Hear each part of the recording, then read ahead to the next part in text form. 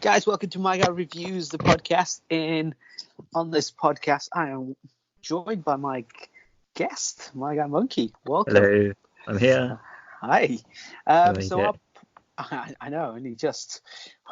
And no more technical issues, fingers crossed for now. Thus far. On our podcast, we talk about pop culture, event or culture, subject line. And then on this, one person comes in, does a bit of research, does a bit of digging around, watches movies, plays games, or whatever the topic maybe, reads books. Though we haven't got around to reading books yet. One day. Wikipedia. Oh no, we did read a book. We actually did a whole episode on it. It was great. It was Yeah, we did. We've done it now. We've done music once. One day we'll come back to it. So I've come up with a topic idea. I tend to give you a couple of clues to try and get us on subject topic. Yes, you have no idea. Yeah. So you have no concept of what I've gone. I'm not giving you any hints this time around. So today I want to talk about a Christmas. Kind of. One of the episodes will be Christmas related. Yeah. This is all about a trend. A trend. Yes. Okay. So as you well aware, let's say when Britney Spears came out, she was a young kid. Music trend then?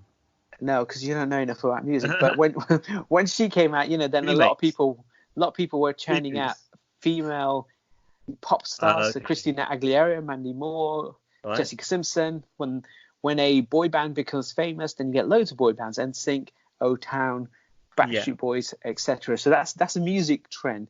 But trends have always been around. So once something hits, a lot of people will be doing that. So in video games this year with Battle, Pub Royale, Battle Royale became huge.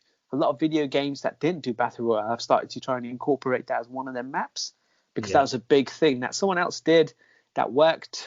And so, everyone wants to jump on the bandwagon. So this episode is about something similar to that. Okay. So a trend that's happened and a lot of people have jumped on the bandwagon of. Is it in movies? It's in movies, yes. Is it female empowerment? That's quite a big thing at the moment. It is right now, yeah. We'll talk about Charlie's Angel at some point, but no. Yeah, okay, not that one. I have no idea then. Okay, I'll give you another clue. So me and you obviously did read a book when we were growing up, J.R. Tolkien's book. Oh, yes. Okay. That book then got turned into a film. Okay. And again, that started off a trend. Yeah. Book adaptations. Yes. But it also started off a trend of doing kind of fantasy and back-to-back movie shooting. So Matrix happened back-to-back. The Pirates films got shot back-to-back. Avengers got shot, so even that started off a trend. Okay, so I've got 3 ideas. Okay, go on then. What trend? Well, you just said 3. What's book adaptations? It's kind of a book adaptation we're talking about, yes. Okay. It's a specific type of book adaptation. Fantasy book adaptation. No. No.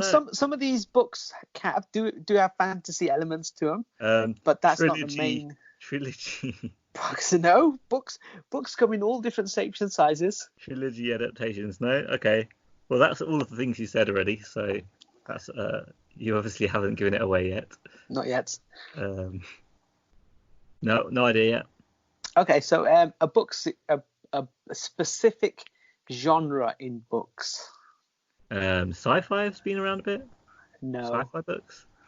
Not the sci-fi trend, no.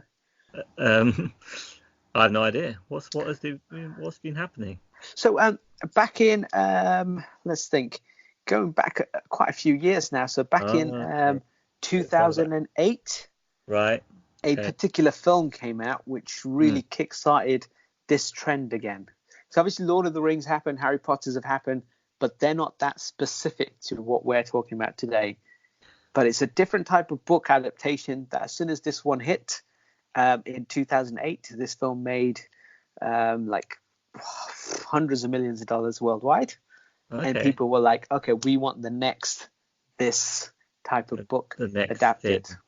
Yes. 50 Shades of Grey? No, before 50 Shades. It stars Robert Pattinson. Robert Pattinson. That's a huge clue. Twilight? Yes, so Twilight is based off a novel. Vampire? No, It's based off of young adult novels. Teen novels. So Okay. Teen novels, YA novels. So I want to Okay. do YA novels. Now, I did think it could be vampire things, but then I thought because of Twilight. But then I thought we just talked about zombies last week, so it can't be. we did. So It what we can't want be. to do is this episode I'm calling How My Guy Monkey Survives a YA Novel. Okay. So I will talk about some YA novels that have been turned into films. You will give me, if you've seen them, talk to me a bit about them, and then we're going to put you as the main protagonist in the film and how you would survive the film. That's Okay. survival again. Okay, survival horror. Survival, yeah. These young adult novels, the more I read into them, they're I all shoot about them in how the to head. survive. You shoot them in the head. I That's shoot right. everyone in the head. So let's talk about the one that really kickstarted, not the very first kind of YA novel. There's some really good ones, which Okay. we'll talk about, but I don't want you to ruin.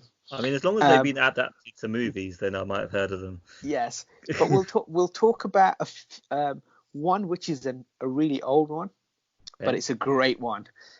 Some that are really good, but I don't want you to spoil, so we'll talk about them briefly. But the ones that I do want you to kind of ruin and put yourself into will be the ones that we'll talk about. So let's talk about the one that really started that whole genre again in film, and that's Twilight Saga. So you will play Kirsten Stewart in this when we get around to it. But I look in the mirror. What I is look in the mirror in the morning and I just get out of bed. What? That's right. What's the story, My Guy Monkey, on the Twilight series? The Twilight series. Yes, as a whole. Yeah, the whole. It's about a girl who is fancied by two guys, and they fight over her all the time. They're both members of gangs. It's all about gang warfare. It is, isn't it? It just happens that one of the gangs is a werewolf gang, and the other gang are sparkly vampire gangs. So yeah, they shine, don't they? They're really shiny when their sun comes out. They really do. Yeah. I think that's about it for the whole lot. That's perfect. So what we're going to do is I'm going to put you in I think I've seen at least the first three.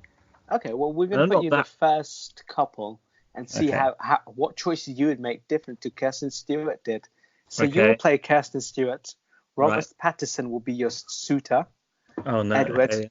And Taylor Lautner will be your other suitor. No, as in from the film. We're not changing the film.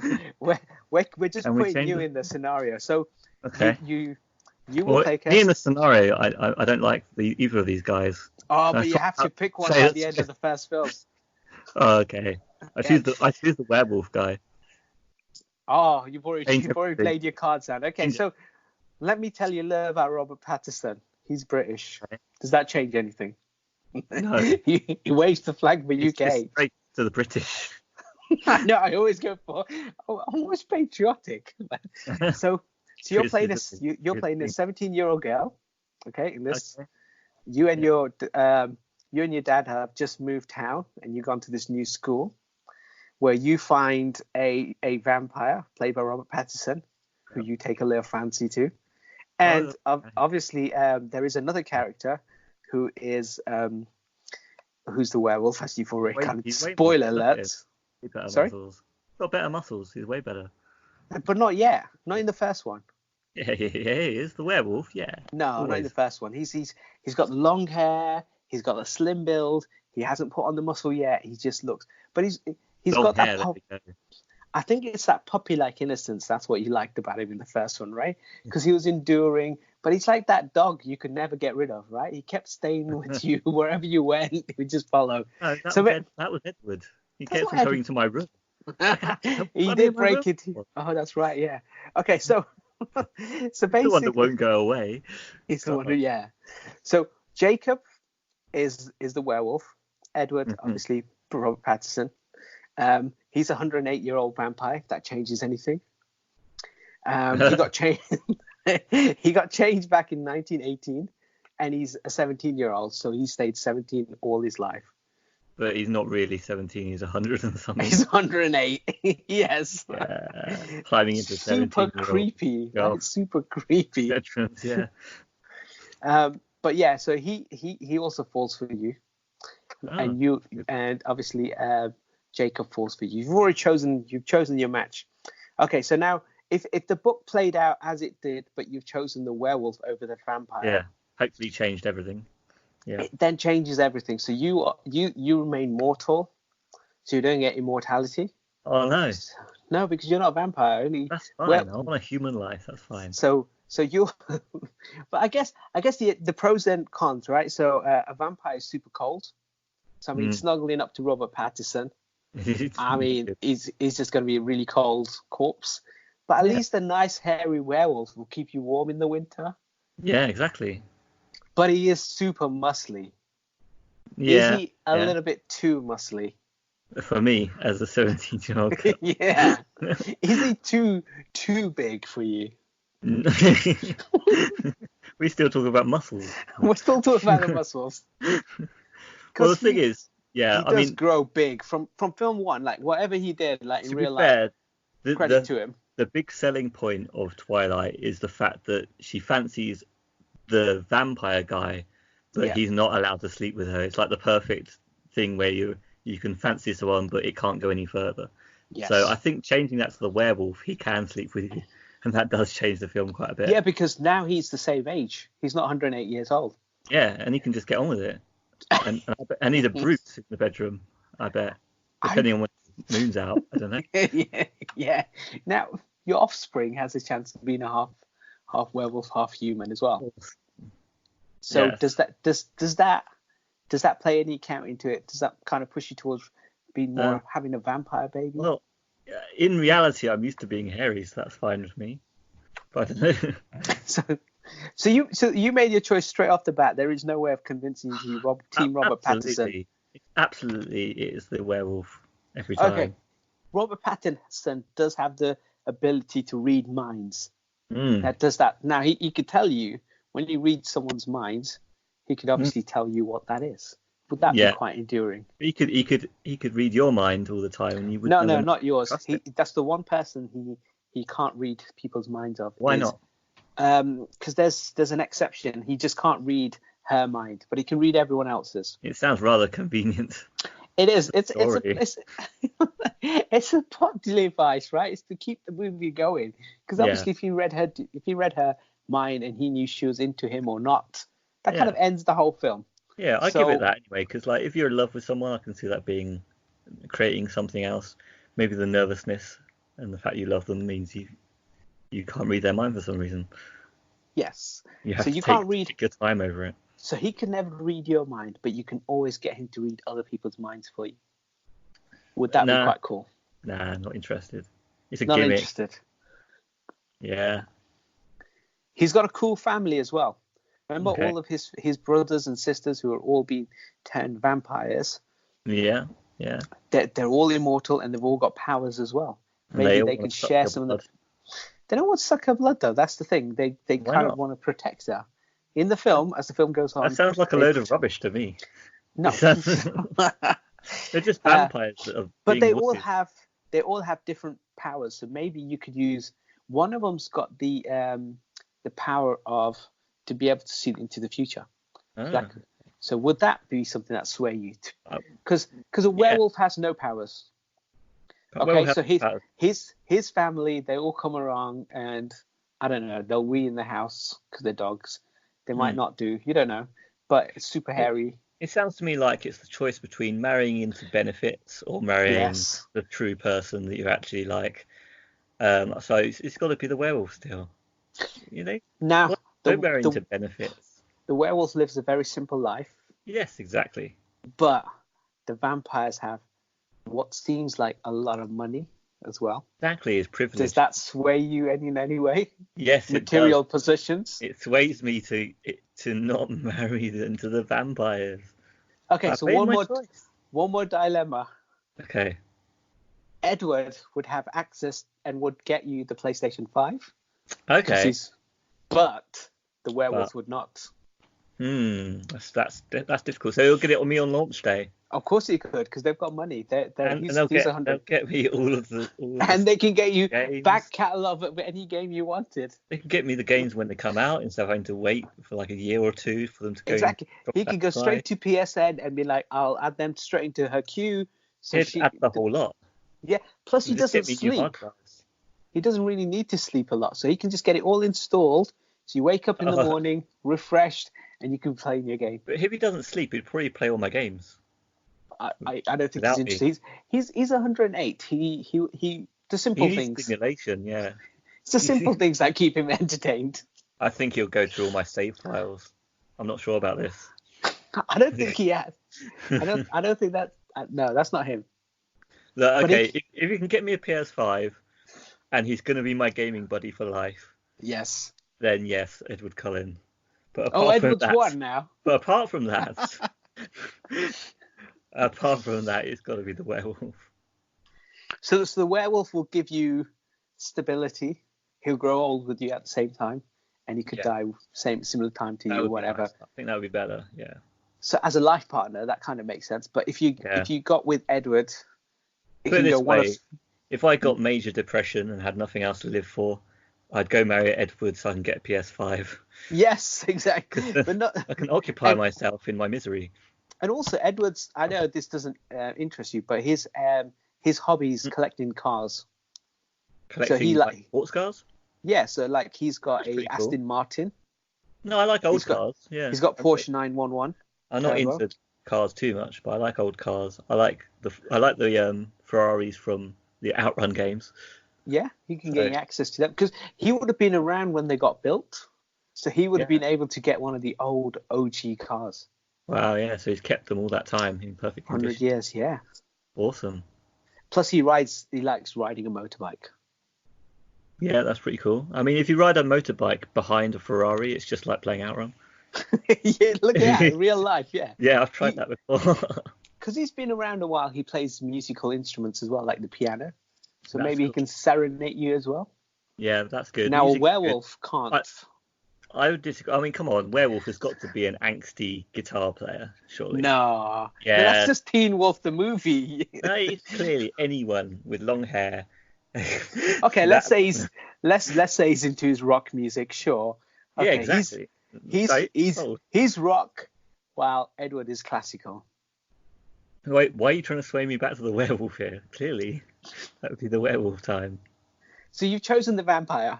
I've chosen the werewolf apart from PS5. If everything goes wrong with the werewolf, I'll go get a PS5 off the vampire. So use the vampire just to get his. Yeah, just to play PlayStation. He'll never get it. I'll never sleep with him my entire life. Okay, so but there was a poll that ran. Okay. And it appeared on NNT News back in 2008, where people would vote Team Edward or Team Jacob. Now you've chosen a team. Who have you now fully sat by? Who is it? Jacob. You've gone werewolf, right? Yeah. Okay, so Team Jacob at that point got 2,641 votes. Okay. Team Edward got 5,130. Wow. So Team Edward won. Yeah, but that's because the show focuses on Edward being the centre. So of course it's going to be Edward. Also, vampires are generally cooler. They are, aren't they? But he isn't. And in the show, vampires just aren't as cool. He's a wuss. But a poll done by Top 7 with over 43,000 votes had Jacob trailing Edward. Yeah, so by around 3,000. Okay, so you've made your choice. So you've gone the werewolf path. Edward would go off and just be a vampire by himself. That's how you'd. Yeah, and to clarify, it's not that bad actually. Twilight, I have watched them and enjoyed them. So. Nah, they're rubbish. It's not as bad as it could be. They're not as bad as it could be. It's better than the 50 Shades of Grey movie. No, the dialogue is terrible in them. Yes. But that's a spin-off for basically the girl who I know. The lady who wrote all that fan fiction was writing fan fiction about Twilight. Exactly. And that's how it's all. And she used to write it on a BlackBerry. And it shows because the conversation between the characters, the dialogue is terrible, the script is awful. What are you saying about BlackBerry? I'm just shitting all over BlackBerry. Wow, that's harsh. So that's how you survived the very first Twilight films. Okay. You've basically changed the whole trilogy Yes. You've chosen a team very Exactly. different. I think and it'll you've probably gone end after the first film, maybe a off. second It film. would That's do. it. Yeah, because The second there'd be film no would be boring. vampire. Yeah. It'd be you having a vampire child. That'd be the end of that. And then you would just die happily ever after. But Edward would be sat there playing PlayStation 5 by himself. Yeah, Teen Wolf though, Oh yeah, playing guitar. My kid is going to be Teen Wolf. Oh yeah, of course he would be. Yeah, you're right. Okay, so that's how you survive the Twilight films. The next YA novel I want to talk about is one that I think you've seen. Right. And it's the Hunger Games. It's the Hunger Games. Now, I know for a fact we've talked about your physique many a times on this show. Right. You struggle picking up stuff. So I don't know how good you think you are with a bow and arrow. I don't know how I answer the calls. I don't know how strong you are picking up a bow and arrow, but that is the weapon of choice. A few times. You have. Yeah. Okay. It's not that hard. It's not that hard. You think you're quite good. Okay, so you are going to be Jennifer Lawrence in this. So you are playing Candace. Okay. You are the chosen one from the district. Yay! Was there ever a choice?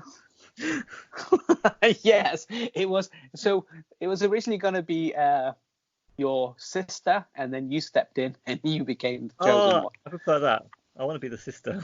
But you will play Candace in this, right? So we'll talk about Hunger Games. Do you remember Hunger Games? No. I do. I did see it, and I remember it vaguely. Yeah. Okay, so there's a far superior film. I think it's a Korean or Japanese film called Battle Royale.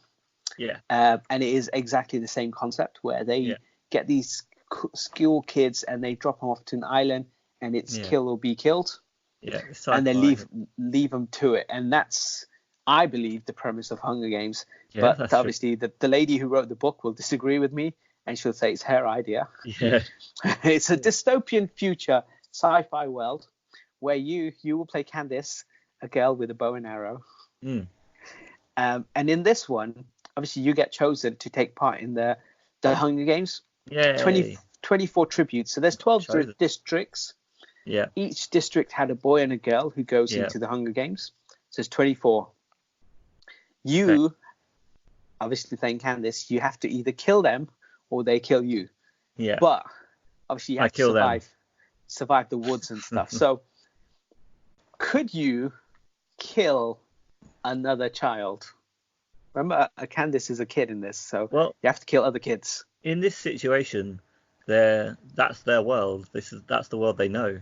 So it's completely normal for them to do that. So in that situation, yeah. So in this dystopian future, you'll pick up your bow and arrow, and you'll arrow someone to death. Just kill them all. I've got to win food for my district. So, but am I making a good Candice, whatever her name is? I don't think you can. Personally, I think where your skills do lie, you're an outdoorsy person. More compassion rather than. I can see you climbing trees, hiding. Yes, yeah. I can see you surviving a couple of nights with very little to eat and stuff like that. As for killing someone, I think you're because you chosen Edward. No, you chose Jacob over Edward.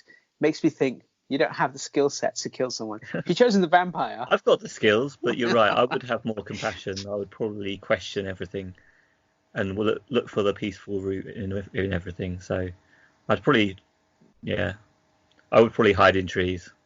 I'd probably make a little village up there and try and survive it. Yeah, that's why. Gather a load of other people together. Try and convince other people to be peaceful as well. Start a little cult in the woods. Try and rebel against the dystopian future. Maybe not rebel. Maybe just survive in the woods until we get killed. A peaceful martyr's death. So normally only one person can survive the Hunger Games. So let's talk about the first one. So you're a chosen tribute or from your district. You and someone else. You don't really know. You don't care about them. I don't know. You might do. Now you're in a battle royale situation. It's 23 other people. Sometimes they drop weapons, don't they? It's a bit random. The world moves around and like a video game. They just drop there could be a loot box. Yeah. So if you do something good or bad, depending on the game, they'll chuck stuff at you, and you can get some loot. It's all pay So to now, play these days. You just have to pay for the loot box. exactly, and I know you love Call of Duty, so you get your killing streak. You've got your killing streak. They give you a loot crate. You open it, and in there, I don't know, there's a bazooka, a rocket launcher, let's say, and a multiple. Now, I think you would be happy to use a weapon like that, right? More than an arrow, because an arrow you have to look at the person, even if they're not facing you, to kill them, because then you see the aftermath. Now with the rocket launcher, I think you'd be happy to shoot that off, because you're not seeing the effect of that. No, because you know the effect. You know the effect. It's better to look the person in the eyes if you're going to go and kill them. It's not right to just fire off and just destroy them without even looking them in the eye. I don't think you've got that in you. I don't know either. We'll see. Okay, I think see after this. When you get put into the so even if you survived Hunger Games, right? You won, let's say. You killed the 23, or they killed each other, and you just survived. Yeah. Now you're going to Catching Fire. So Catching Fire was the second one, and in the second one, the previous winners all came together to play Hunger Games. Yeah. Again. That sucks. So that's even more difficult. So because this is the first one is just random kids picked, but who've never been through the Hunger Games before. Now you're up against the winners, the champion of champions, the elite killers. We don't know if they're really that good. We don't know how. If it's a random lot each time, they could have all been weak. They could have all been picked weak in the first place in each round, and we could all be not really any better than each other. It could just be down to luck who won. That was the first time, but now that they've won, the first time, and the lucky people won, and now we've got the winners of the luck. But if you watched the second one, you'll see them training, and they were all trained killers. Okay, yeah. If you remember the training montage, they were some. So you've survived Hunger Games number 1. Yeah. You've somehow, they've all killed each other. You may have just fallen off the branch right at the very end and fall on top of the last person, and he died by accident. Right? So you accidentally won the Hunger Games. I think he just ran into a tree. He just ran into the tree, or he ate a berry, right? A poisonous berry. So now you actually make it to game number 2, where everyone's a winner, and they've all been training for this moment. Yeah. Could you survive elite killers? I'm up the tree already. Don't you worry. I'm waiting. So you've gone straight up the tree. You don't even I'm waiting for them to run into the tree again. It worked for me last time, right? Survivor bias or something like that.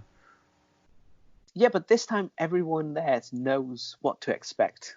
So obviously the games are a bit more difficult. Right, okay. Because they've all been in those trees. They've all been in that world. Also, they're all killers now, potentially. Oh, yeah. They would have potentially have had to kill at least one person. So there's that. Maybe they deserve to die, huh? Where's that bazooka now? So you couldn't accidentally kill anyone in the first one, but I let you win that. Now you're against the elite killers, just like in the film, just like in that I buy a loot crate off of PSN. That's right, and then drop a loot crate. What if the loot crate dropped on your head? I'll be dead.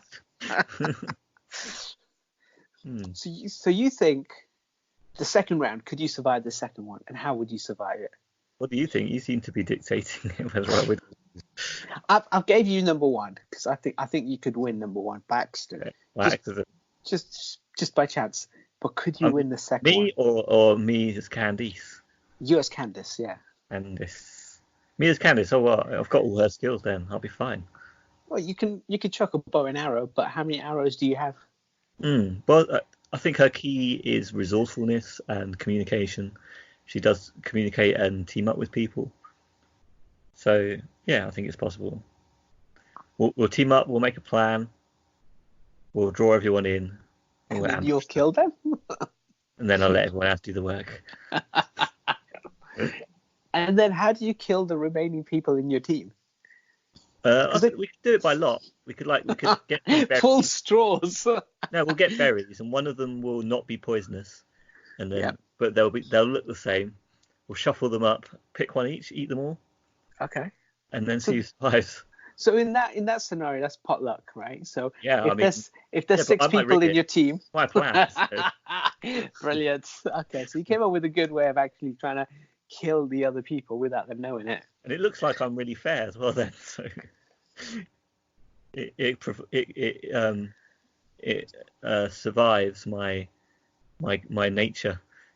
My nature survives that I wouldn't want to kill anyone. Because for the third movie, I think I need to have a good image with the people, don't I? So yes, you do. We need to have it looking all fair at the end. But if they do something like they did in, spoiler alert, for Spider-Man Far From Home, okay, where Mysterio makes a certain announcement and plays the video and it's edited in a certain way, that video of you sharing out the blueberries could be edited in a way where you knew the right one was. Well, I didn't know that. But if somebody wants to propaganda. But would they believe you after you've seen it on news? Who knows? In that dystopian future, would they believe you or the news? Well, we could just think of this future, the time we're living in now. People just forget the news instantly. They're just like, everyone does whatever they want now in our current world, which is probably worse than the dystopias that have been written about. Like, literally do what they want, and then it doesn't matter. It's just like, everyone's liars, it's fine. But when that dentist killed that lion, Cecil the lion, right? Right. Didn't the internet go on an uproar about him?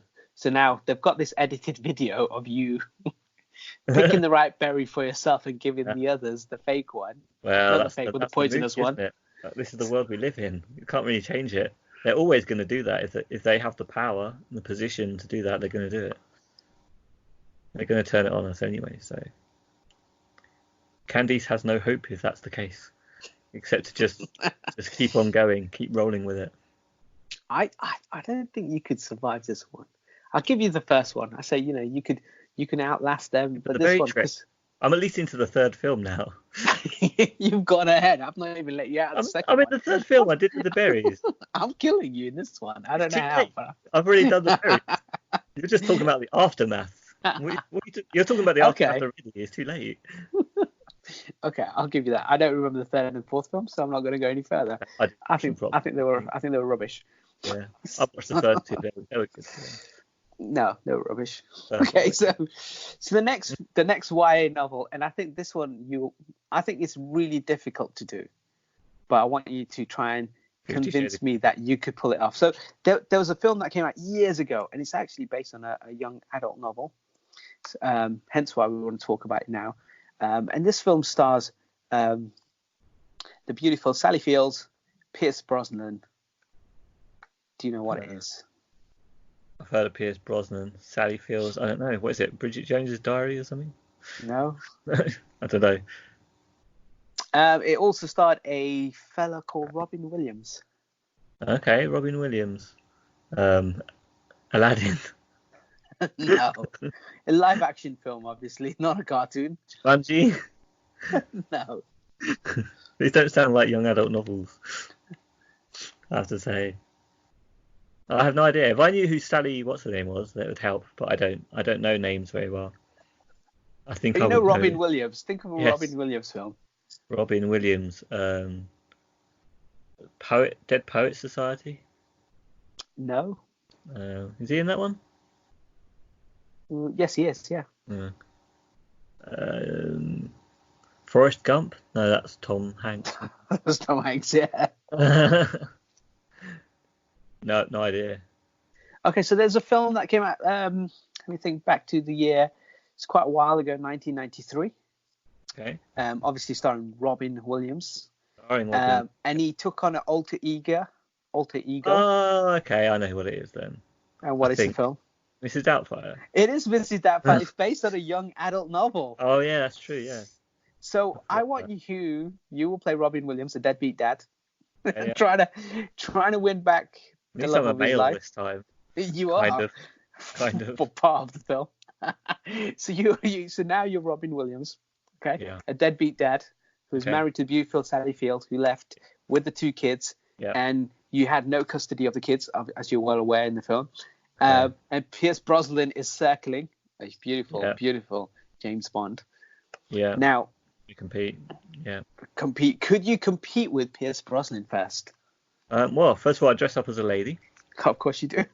Yeah. Why wouldn't you? Go Yeah. out on the town. Live life. Forget about her. And then seduce him, obviously. Yeah, that's a good idea. That's I'll something steal you that never thought of. one. Seduce Pierce Brosnan, exactly. I mean, So he must go out in bars at night, at the weekend. It's fine. He used to, but then he fell in love with Sally Field in the film. Yeah, but he's not going to be in love with her for long now, is he? Well, he not, could be. Not with me on the bottom of the sea. But you've got a Scottish accent. I don't know. Oh yeah, he's Irish, I think. Very good with his accents. Robin Williams. Yeah. Come on. No, but even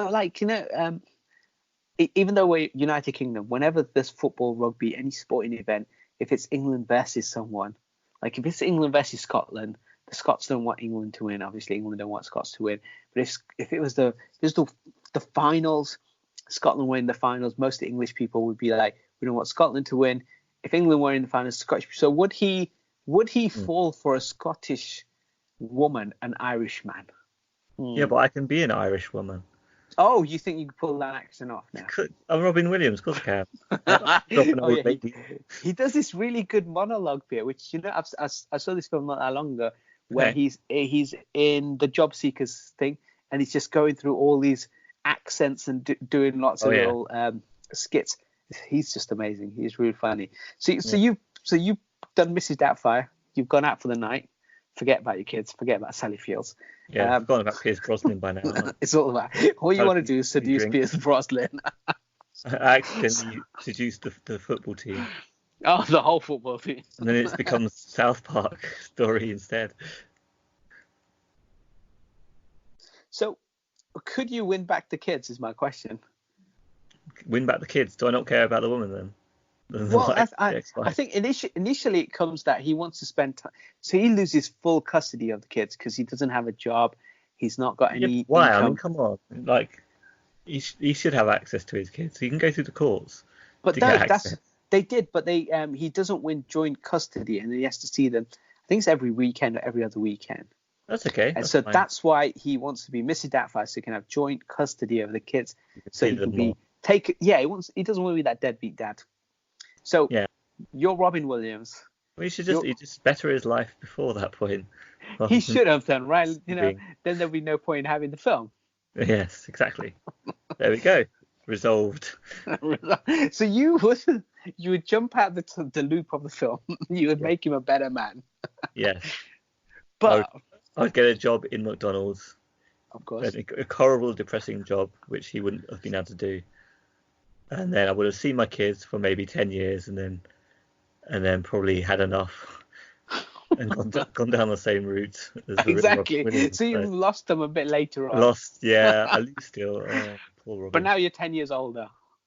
So you can't do the running around. So in this film, one of the things that made me think this is really difficult to do. He had like a full-time job where he'd go off, he'd do that in the morning, but then in the evening he'd put on the outfit and he'd go to work as the children's care provider, nanny, and cook for them and everything else. And then he'd get on a bus and then he'd head home in the evening and then he'd start that whole process again. So that's a long day.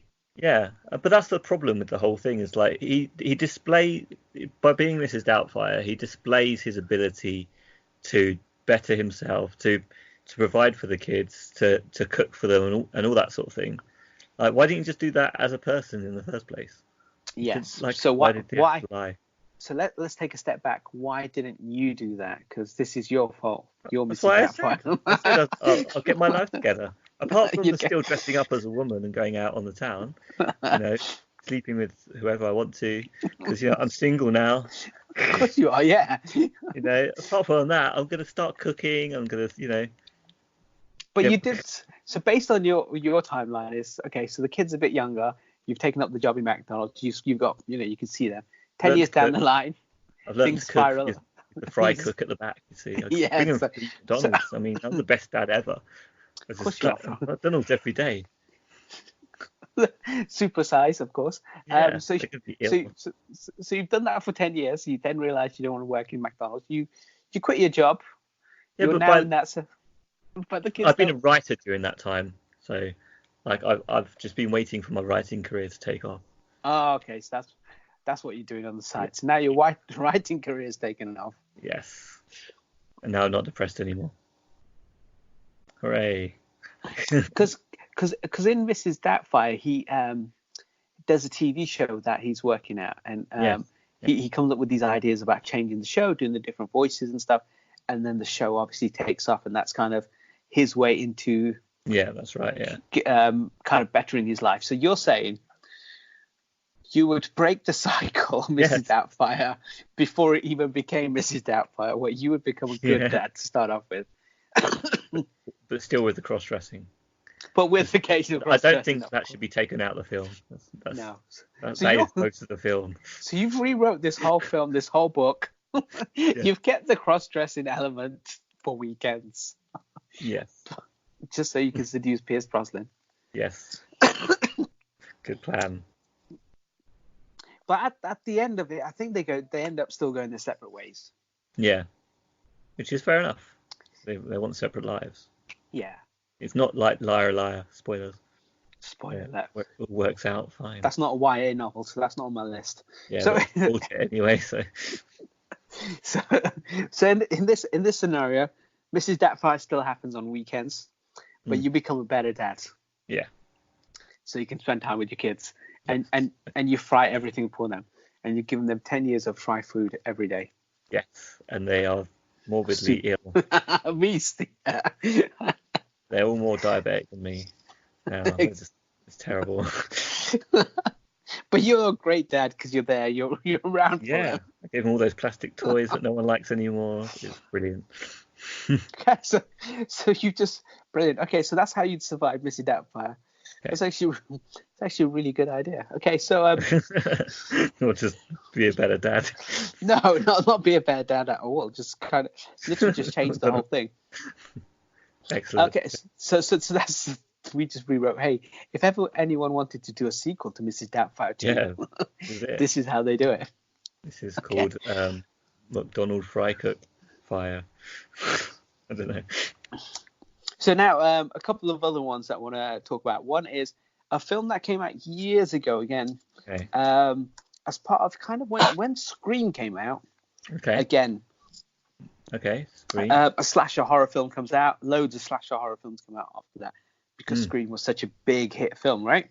Yeah. So because of that, 1997 had a film which was loosely based on a novel of the same name. Again, a YA novel. Now in this one, you're going to go back to being the main protagonist, a female lead. Okay. Yeah, that's right. and the film is called... I was female lead last time, at the weekend still. So. Of course you were, yes. And this one is called I Know What You Did Last Summer. Okay. This is based on a YA novel as well. Yeah. But I only want you to try and tell me how you'd survive the first one. So you and your best friends, Sarah Michelle Gellar, Ryan Phillip, and Freddie Prinze Jr., go out on the night and you run over a guy by accident. Okay. And then accidentally killing him, you think, don't you? And then you push his his corpse or his living, breathing body. We don't know. Dump him into the. No, you dump him into the water. Put him in the poo. You're not changing this. No, you're not changing this bit. Okay, he then gets dumped in the water, and then you all agree. You make that pact. That's it. No one will say what happens. Okay. Now you receive the letter, and that letter says, "I know what you did last summer." It's got to be one of my friends, isn't it? So you think it's one of your three friends? Yeah, one of them's. Do you remember this film, firstly? Not that well. I have seen it. Okay. So I remember who did a good spoof of it? Scary Movie. Yeah, there was a cartoon one as well, like a series like Family Guy or something did one. I'm sure. Anyway, it could be Family Guy. Yeah, it's one of those that got parodied a lot. Yeah, Scary Movie did one as well. Yeah. Okay, so what's happening then? Okay, so you've just killed someone, or you think you have. It was also spoofed in Simpsons Treehouse of Horrors. In I Know What You Diddly Did with Ned Flanders. Cool. So basically, you ran over someone. You and your other three friends. You try and hide the body. You dump it off into the river. the following summer you get a letter that says, "I know what you did last summer." That's when you get put into Jennifer Love Hewitt's body, and you are now Jennifer Love Hewitt. And how do you survive the movie? First of all, I look in the mirror. Of course you do. Why wouldn't you? Enjoy myself. And then you try and make out with Sarah. That's a great idea. I think you've got it all planned out. And then once I'm made out with Sarah Michelle Gellar, Ryan Phillip. That man's he's beautiful. No, me and Michelle together will then plot. I'll basically get her on board and make her think it was her idea, but we'll plot to kill the other two because I think it's one of them, but it could be Michelle, so she's the last person to go. I mean, this film's got beautiful people, right? So Jennifer Love Hewitt, Ryan Phillip, that man's gorgeous still to this day, and Freddie Prinze Jr. So, I mean, you got to pick up any of them. So I might watch them all together, but I don't know about this. Okay, so you think it's one of them, and you're gonna. What are you gonna do? You gonna try and kill each one? What are you doing? I don't get it. You don't get it. Well, no. I have a love affair with Sarah Michelle Gellar, because who wouldn't? And then I'm gonna show her the letter, and say, I think one of the other two know about are gonna dob us in. They're gonna support us, and then I'll get Sarah Michelle Gellar to seduce them, and I'll help her kill them. Okay, so you've killed both of them.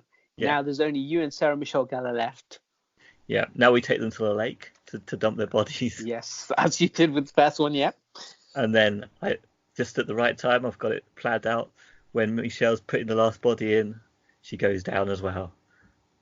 I smack her over the head. She goes in the lake. They're all gone. So in this scenario, you've flipped the whole script and you've killed your three best friends. Yes. Thinking one of them has set you up and is writing you a note about, "I know what you did last summer." They're just trying to mess with me. Okay, so this film actually does have the person you ran over. He's the one who's trying to kill you. Did you know no. That? No, he's still alive. No, exactly. You know what's going to happen? I'm going to finish off Michelle Gellar, and then he's going to be behind me. Exactly. And now we're all dead in the lake. Exactly. So I let you rewrite the whole film, which was brilliant. I still lost. I just strung you along, and then you just killed everyone. Oh, brilliant. I lost that one. Fair and square. I didn't even have to do nothing. You just killed yourself. That was awesome. If it had been anyone else surviving, I would have fought against that. But no, I'm dead. I'm in a lake. Yes, you are. At least I made out with Sarah Michelle Gellar. So, yeah. Yes, you did. Yes, you did. Lie. Okay, so the next one I've got is it's a new take on a classic book, classic novel by Jane Austen. Jane Austen, okay. Yeah. Pride and Prejudice. Yes, so Jane Austen wrote the book Pride and Prejudice. Yeah. A love affair about ye olde day, and about Mr. Darcy, and them all coming together, falling in love, and all that kind of jazz. But there was a YA novel based off of that called Pride and Prejudice and Zombies. Yes. Did you watch this film? I did watch this film. Yeah. Okay, tell us what's Doesn't mean I remember anything, but the story is Pride and Prejudice, but there's zombies. It's a zombie survival, wasn't it? Yes, it was. It was good. It was the same thing, pretty much, in terms of they had the main kind of female. They had the main names. They had the main characters set in the same setting, but filled with zombies. But is it better than Zombieland 2? No. That's why it didn't turn up in last week's episode. No, it did not turn up in last week's. Even though it's got some good star cast members, but the star cast in Zombieland 2 is better. Woody's better. I can't remember what was good about it, but I remember it was actually really good. I think it's more stylized. Yeah. That's what I think was good about it. I think that period piece as well. I think if this film came out maybe 10 or 15 years earlier, when there wasn't things like this out. Yeah. So before the wave of zombie stuff started to happen, and I know the novel wasn't written until 2009, but if they had written the novel back in the early 90s, and if it was 95 after Blade, maybe Blade 2, and then there was Pride, Prejudice, and Zombies, because there wasn't zombie kind of films. Yeah, there wasn't of this tongue-in-cheek, bit of fun, that sort of thing. Then this film would have worked. I think really it's well. better than Zombieland 2. Maybe not Zombieland, but that was our measuring stick, either 1 or 2. Yeah, and I don't think this one was better than both. Really? Or either? No. I didn't really like. I think this one is good, but I think because you like style over substance, you like things where the story isn't that good, and you just like to see a spectacle. You like to see CG, and you like to go, and that's why you like this film so much. That's it. It's good. I like things that use style as part of the comedy. This film wasn't as funny as I thought it would be. I'm going to rewatch it. I'm going to have to rewatch it. Okay, so you're going to play the main female lead in this. Oh, it's your topic still. Sorry, I twisted it round. So you are Elizabeth Bennet. Okay. There is Mr. Darcy, obviously.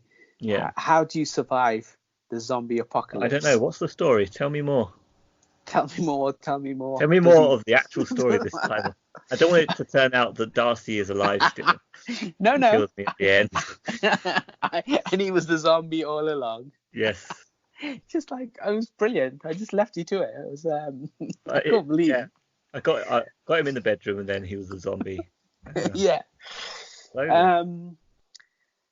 So in the 19th century in England, it's just there's I think we've just been overrun by zombies. You don't know the story, do you? The Bennett sisters, Elizabeth, Jane, Kitty, whoever. Anyway, basically they're training in like martial arts. Yeah. So they're all well trained. They're like martial artists. They can use swords and stuff because they have to, because there's zombies out there. That's even before the zombies. That's just to survive the husbands. You've got to be careful. Yeah, that's all. And then obviously they're obviously coming of age, so they need suitors. And obviously Mr. Darcy is a suitor. But he's also that's Vampire Hunter. But anyway, Mr. Darcy turns up, and then there's a zombie outbreak, and then there's the things that you like, the spinning of the camera, everyone chopping off heads and stuff. Oh yeah, all that fun CGI kind of fighting. That stuff. With zombies, that's good.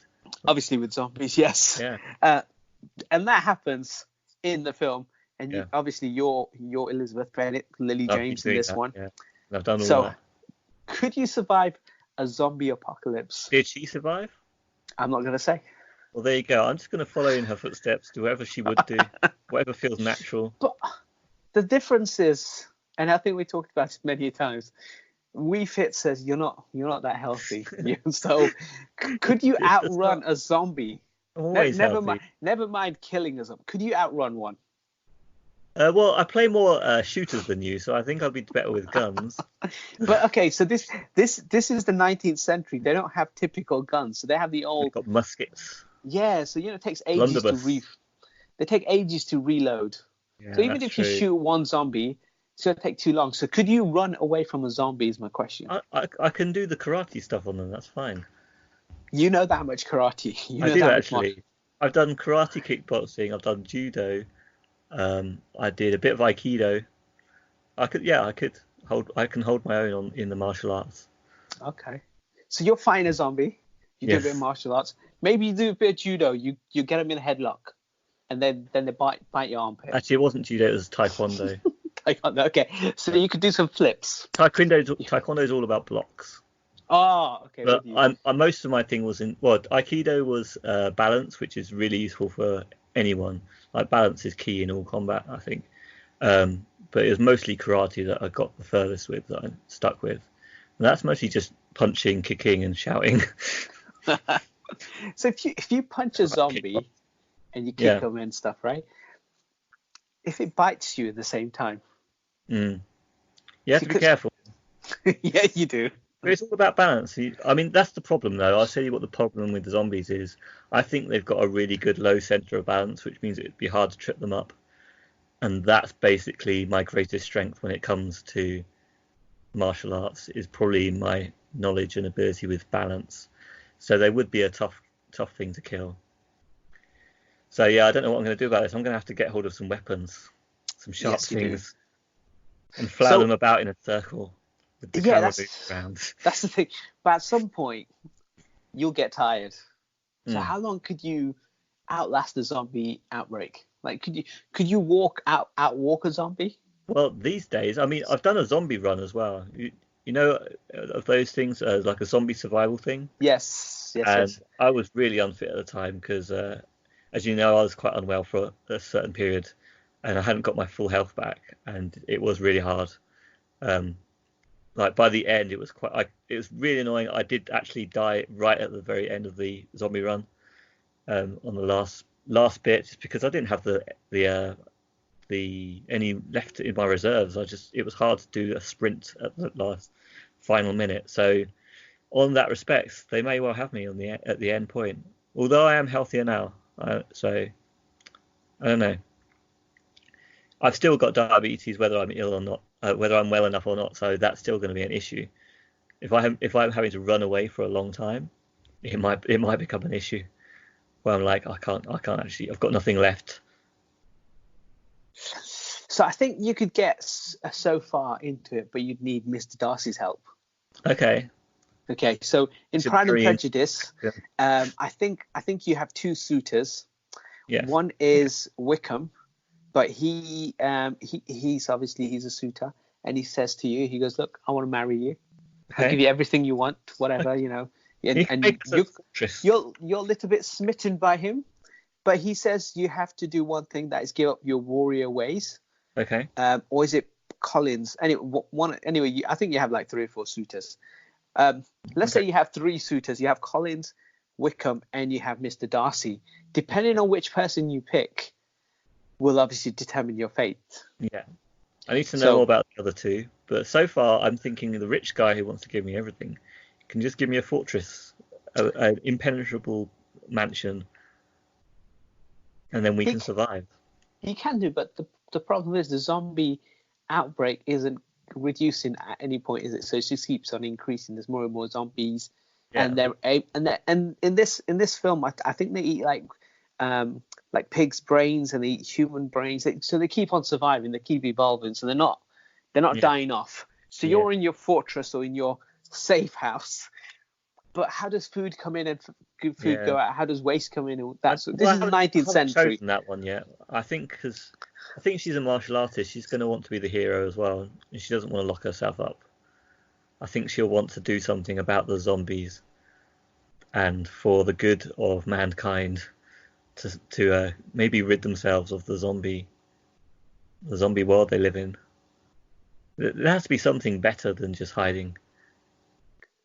Exactly. You need to be on the forefront, and you need to get rid of this outbreak.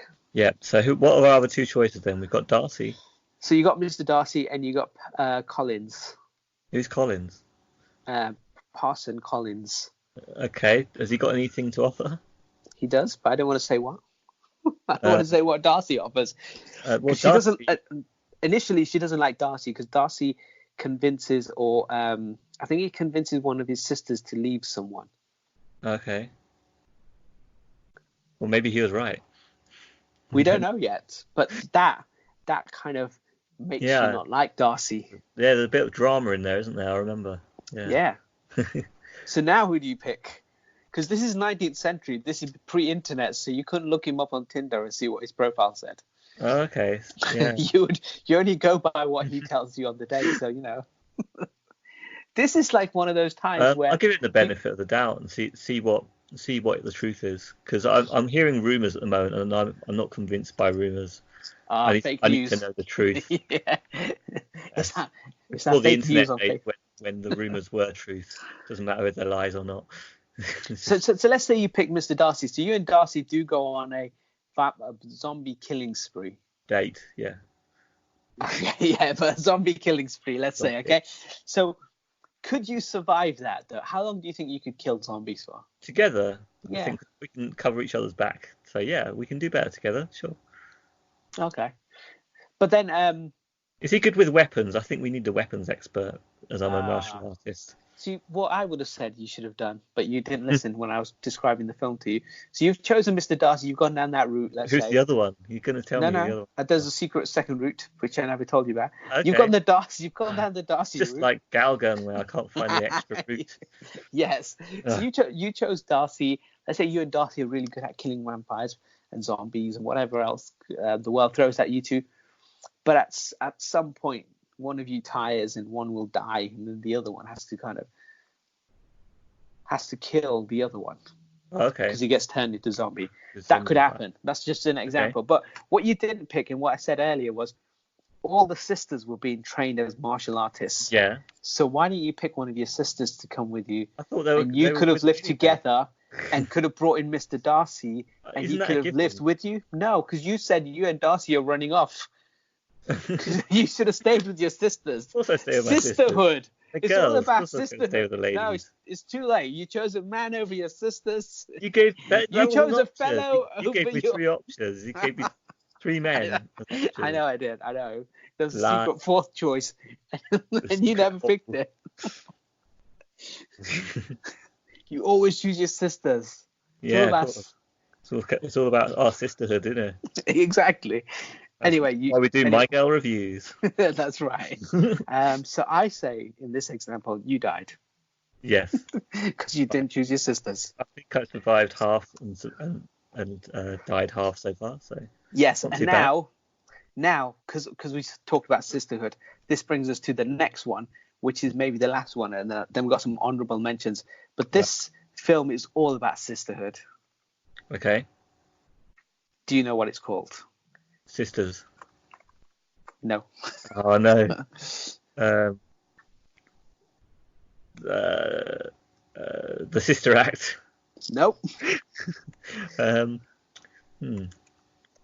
can't think of the word anything past the word sisters. Just think. I need some more clues. Okay, so I've said sisterhood. I've said sticking together. So this film has the word sisterhood in it. It does, okay. It does. It's sisterhood. It's sisterhood. Okay. And it's actually got a really good star cast, like a young female actress based on a YA novel. It's the Sisterhood of Traveling Pants. The Sisterhood of what? Traveling Pants. Yeah. So this is a book and a film about these young teen girls who kind of come together for a camp, and they come up with this idea that what they'll do is they decide to share a pair of jeans between them over the summer equally. Okay. So before each party, at some point, they will then send the jeans to the next person. So basically, that sounds tough already. Mathematically, that's going to be difficult. Yeah, but let's say 1, 2, 3, 4. Is there only 4 of them? So there's more than. Okay, there's 4 of you. So it's not that difficult, is it? So a summer, you could say 1 week each. Yeah. Nice and simple. So basically. What if it's 5 weeks? Then it comes back to you guys. I don't know. No, because it could be 5 weeks, but you've all come together for soccer camp. It's your first week, number 1, and you have this great idea about traveling pants. Oh, okay, yeah. And you will then, each sister then will get a pair of pants for that. So you could be one of the sisters, but the question is, do your clothes? You can wear girls' clothes. That's a given. But would your pair of jeans fit another girl? Right. That's the question. But we're all the same size. No, you're not. You're all old. If you see the film, they're not. And we're all the same size, right? You're not all the same size, no. Are we not? No. Oh, okay. That's an interesting aspect of the film. I just made that up. We don't know. What a twist! I hope that's real in the film. So there's a pair of jeans that will travel between the sisters, and each sister will wear the jean. Well, sisterhood. So we'll call them sisters. They're not biological sisters, but it's a great little film. Okay.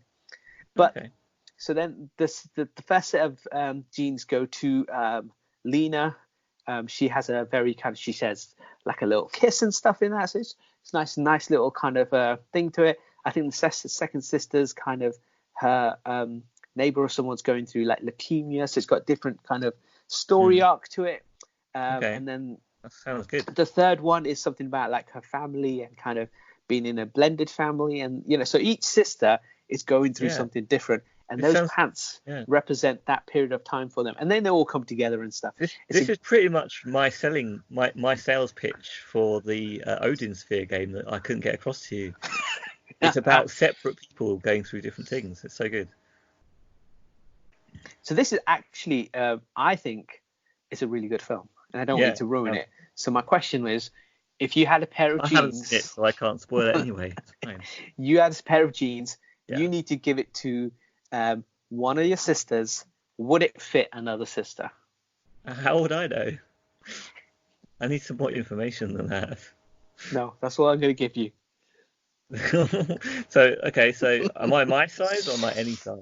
Am I? Yeah, I'm not even going to tell you that much. No, I just want you to answer that simple question. That will then determine if you can live out and survive.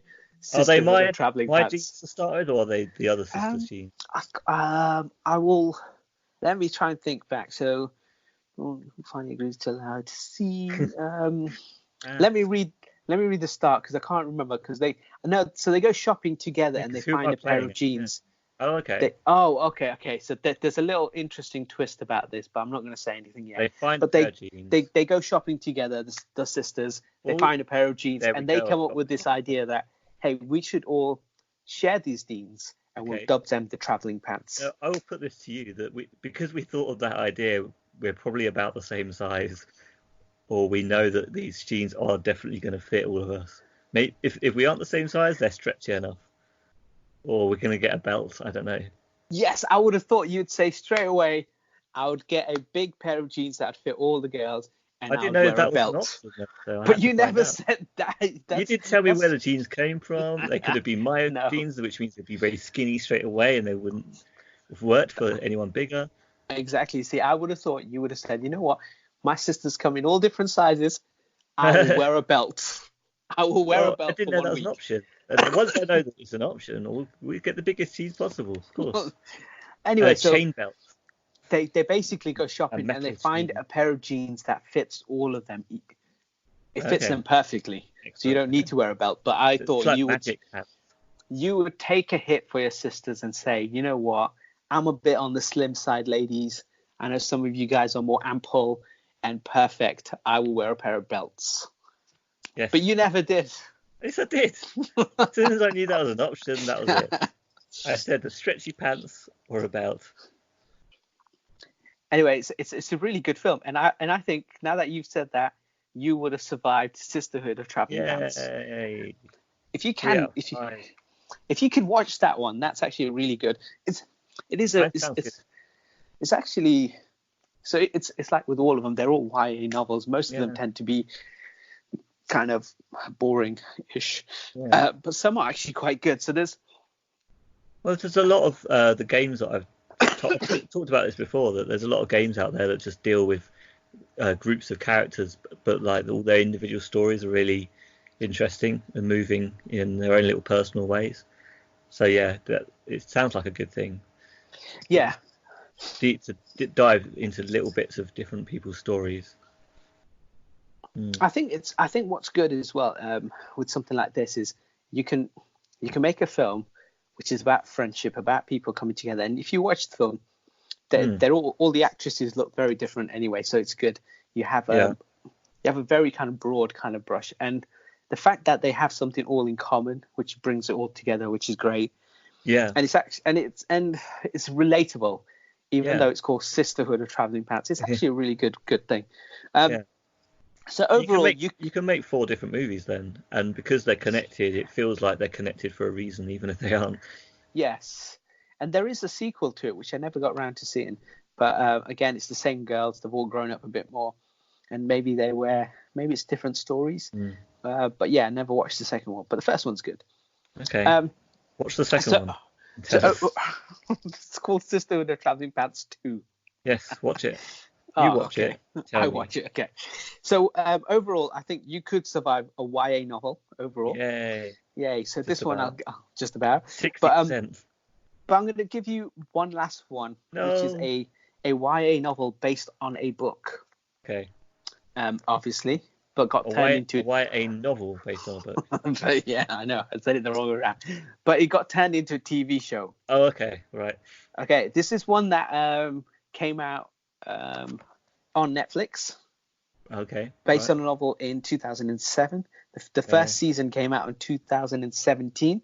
Okay. It received positive reviews from critics and alike. It's one of the highest watched seasons on Netflix.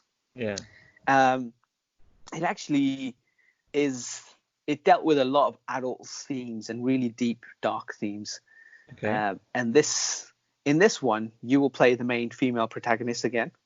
Right. And I want you to tell me, how would you survive 13 Reasons Why? Now, do you know anything about this? 13 Reasons Why. I've heard of this one, and I have heard it's good.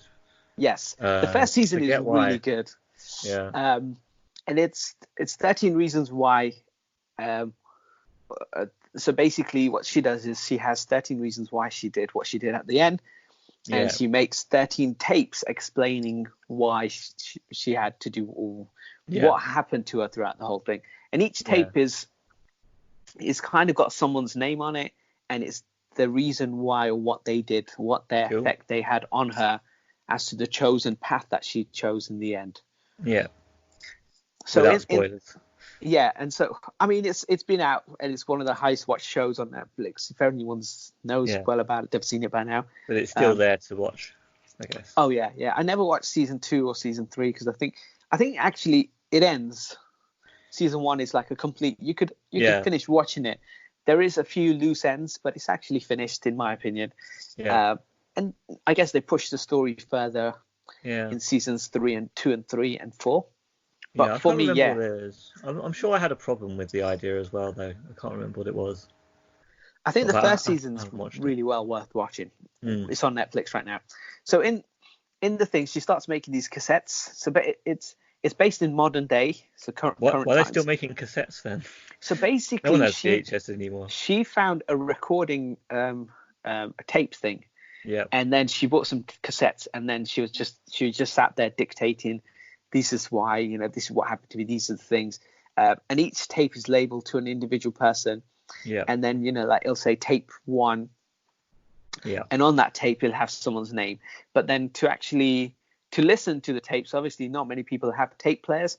No. So Clay, the main lead, he steals a Walkman so he can listen to the tapes. Now, in the book. Like a Walkman cassette. Okay, not VHS. Yes, okay. Audio. So he then listens to in the book, he listens to all the tapes in over one night. Okay. But as it's a TV show, they have to present it over a number of days. So you listen to the tapes over a period of time. Yeah, of course. Kind of over a few days. And then as the tape has... So basically, the whole concept is it's 13 tapes. There's someone who looks after all the tapes. He then gives the tape to whoever's on number 1.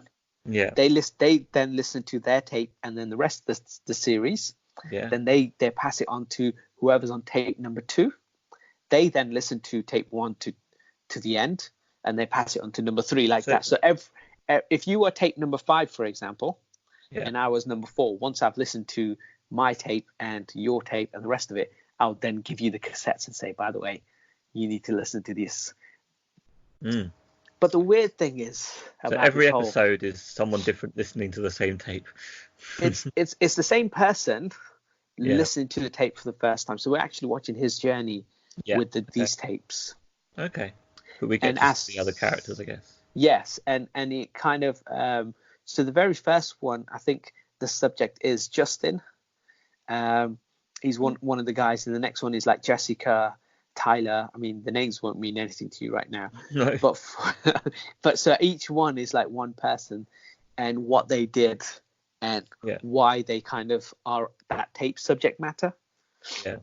Up until it gets to number 12 and 13, they're the two kind of the more reveal. Kind of like, yes.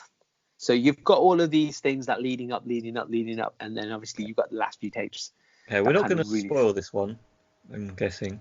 No, because So what you have I haven't got to seen it. work with here to survive? What do I have to Okay, do? so you're the one who's dictating into the cassettes, Oh, okay. and Okay, I I'm doing and I'll be the one listening. So you gotta give me the 13 reasons why you've done what you've done and where you come to the conclusion that you have. Right. I don't think you can survive this without actually knowing what happened. So what we'll do is we'll say this is an honorable mention. It's actually a good first season, and I don't want to Okay. spoil it if you've not seen it. Yes, I survived. You survived. Okay. So some honorable mentions. Sometimes YA novels turned into movies are rubbish, like Twilight, Hunger Games. But some are actually good. So what I've done is made a list of good ones. Now, if you Oh, know, gone through all the rubbish ones. Now we're going to talk about yes, the now we can do like mention Pride, one. Prejudice, and Zombies. I I mean, know that what was you did good, last summer. obviously. They're all rubbish. Anyway, so let's talk about some good ones, right? But you don't need to survive these. Just want you to talk about them. If you've not seen them, I will try and recommend these to you. So the These are first one on my recommendations. Okay. first one on my list is Netflix originals tend to be rubbish films or Yeah. average at the best. But there's Yeah. one on there called Before I Fall. Okay. It's a Netflix original, so you can watch it on the streaming service. It's as good as a streaming service should be. It stars. It's got the girl from Zombieland 2. Okay. The ditzy blonde, as you referred to Oh, her as. awesome. I like She's her. actually really good in this. That And seems good. I like her. it's based on obviously a YA novel, and it's that kind of Groundhog Day style kind of film. So something's happened in that night. She then relives the night again and again, Oh, awesome. the whole day again and again. It's Just like Groundhog Day. Yeah, but more for a younger audience. And actually, I think in a way this is better than Bill Comes off better. Murray's. Yeah, Bill Murray's Groundhog Day is great. It's It was really amazing funny, in the day. and it was a concept never done before. Yeah. And it's truly an amazing film still to this day. But I think as a character, this person learns more than he did, in my opinion. But it's still a great film. They can exist separately, and they're still two different films. Definitely. And in one case, an okay book, and so yeah. So this is a good one. This is one I'd recommend. If you got Netflix, watch Before I Fall. Okay. That's a great book. There's another one which is there's a book called Push. Have you ever read this book? No. Have you ever heard of a film called Precious? No. So Precious is it's a film that came out quite a while back now, 2009. Okay. Precious is based on a novel called Push by Sapphire. It's about this young black African American 16-year-old girl who lives in Harlem. And it's just the lady who stars in there, the main female lead. She's incredible. So's Mona. And the whole film's amazing. Lenny Kravitz is in it. Mariah Carey is in it. Paula Patton. It's an incredible story. It's actually like it's a subject matter that is actually it happens more than you would think. It's that kind of thing, but it's such well done. It's so good. It's incredibly written film. I think they may have changed it a little bit from the film to the movie, but the movie is amazing. And the film is called Precious. I don't want to give too much away because it's actually a really, really good film. But definitely, another honourable mention. Definitely worth watching. Worth watching. So do you know where we can watch it, or is it have to hunt it down? See, this is 2009, so I'm not sure if it's on any of the streaming services. It might be on like Prime or something. Yeah, it's only released 10 years ago. I know, it's been... But you can get your hands on the novel, right? Push. It was a 1996 novel. Yeah, so maybe you can get it in a box set with the DVD. Yes. If not, why not? Another one is a movie that came out quite recently. I was going to say this year, but it's really last year. Yeah, it's called Love, Simon. Did you watch this one? Oh, I didn't watch this one. I think I wanted to watch it. So this is going to go, and this will be released in the Disney streaming service.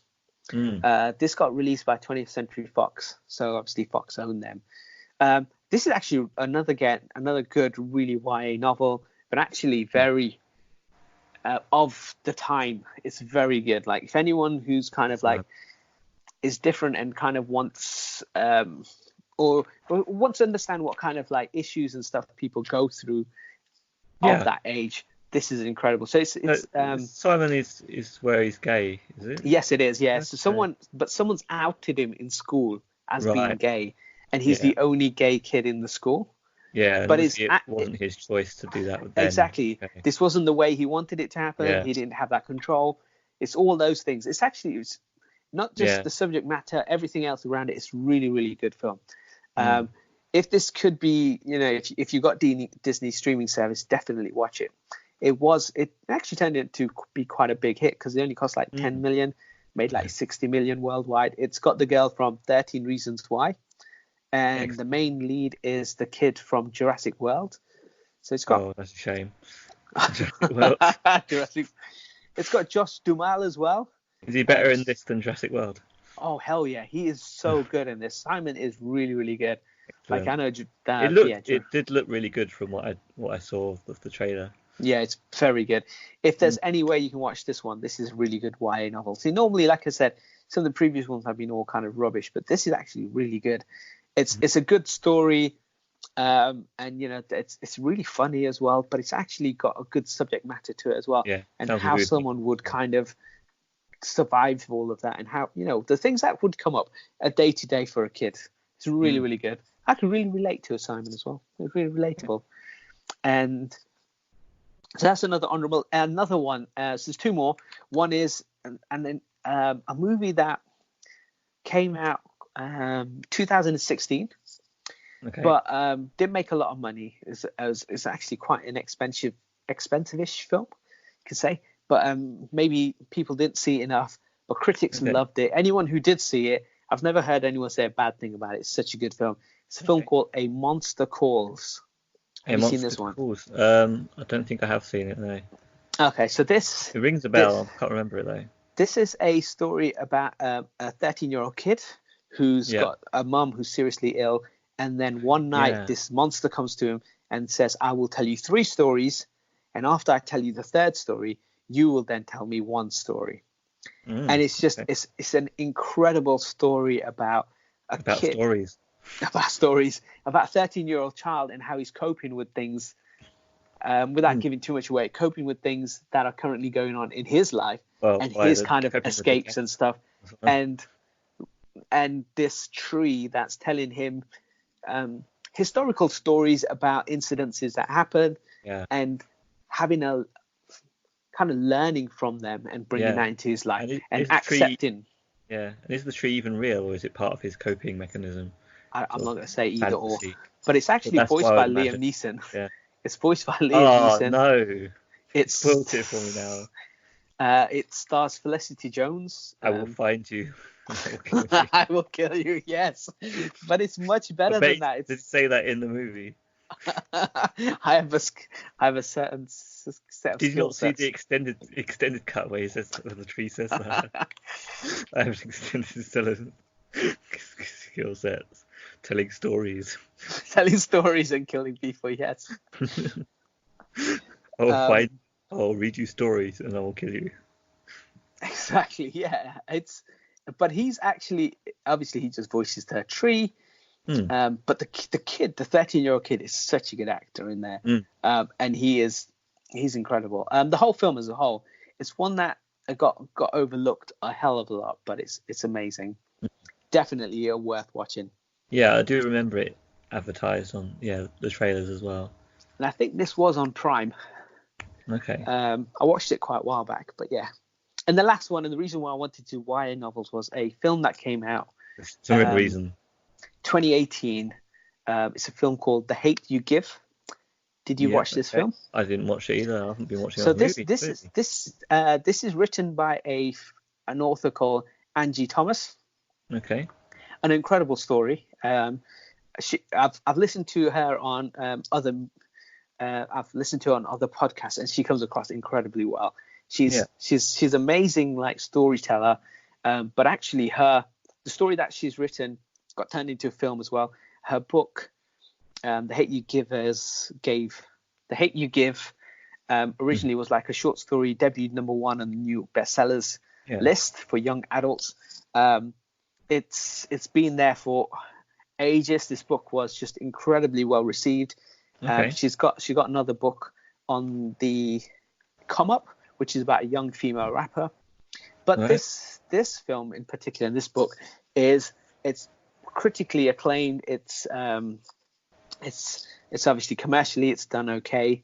It grossed like 34 million against the 23 million kind of backdrop. But the story is about a 16-year-old girl who it's a fictional story, so it's not based on kind of true events. But I think it's from her background and her knowledge of things that's happened previously. Yeah.